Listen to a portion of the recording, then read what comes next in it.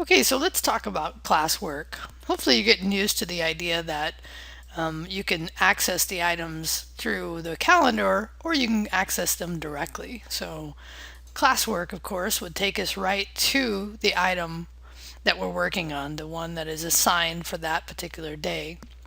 Now the other way, and I'm just going to go ahead and get calendar again, is if I knew I had classwork to do, I'd just go down to classwork, and then you would see all the items listed. Now because it's before the start of the semester, the only one that's available is the first one. But in general, what will happen is the online students will get either a recording of the previous week's discussion or some other work that I've assigned for the classwork. So you just check back here periodically to see, and I attempt to make classwork available 1 week before it's due, if not more than 1 week. Okay.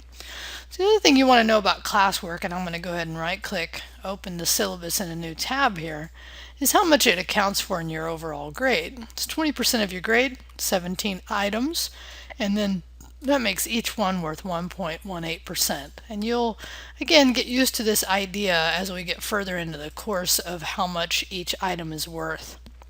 And why this is important, and let's just go back here and talk about each item because it shows the item is worth 100 points. So the points are just so that you know how the item is broken down as far as what you need to do. But that percentage is really what matters in the overall course. So one thing I know as a student we try to figure out is what's the most important things to work on in a class. And my items are kind of spread evenly except for the projects, of course, and that's we'll talk about in a little bit. But coming back to here, let's just look at now that we've talked about how they're organized, now let's actually go into a classwork and talk about from a Blackboard perspective how they work.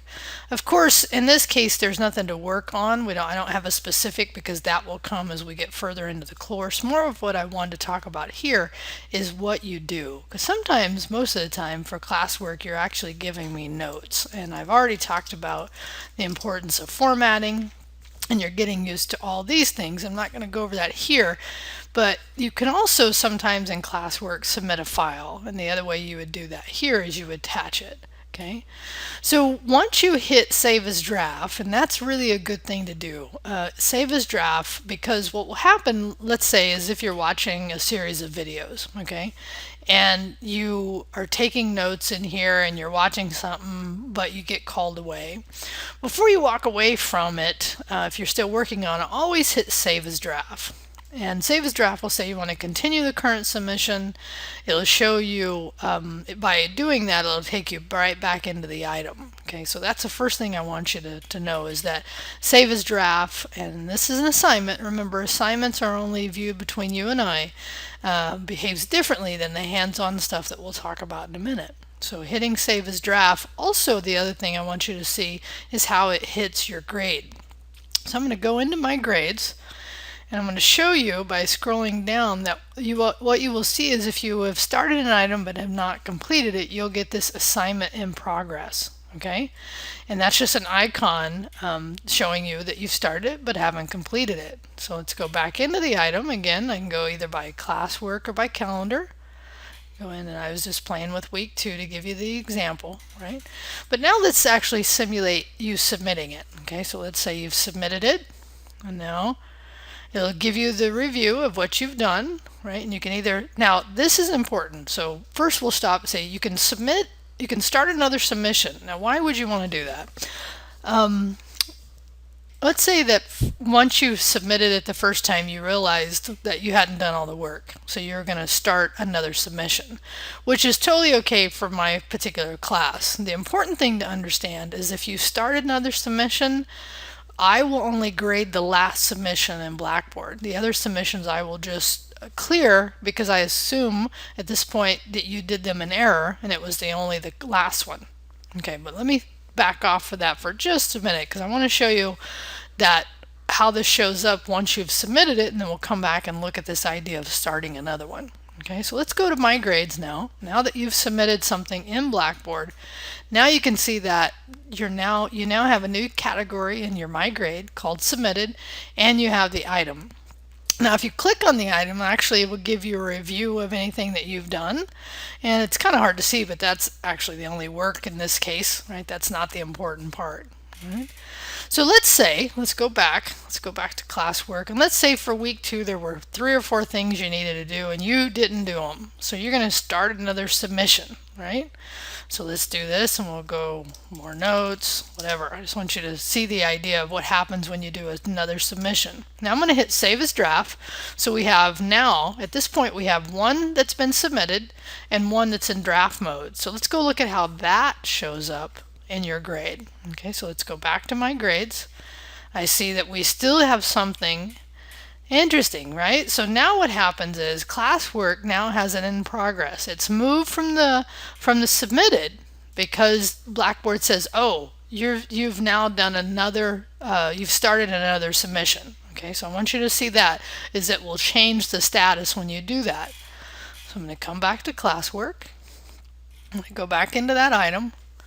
I'm now gonna, because I have my submission, remember this was the second one, I'm gonna submit this.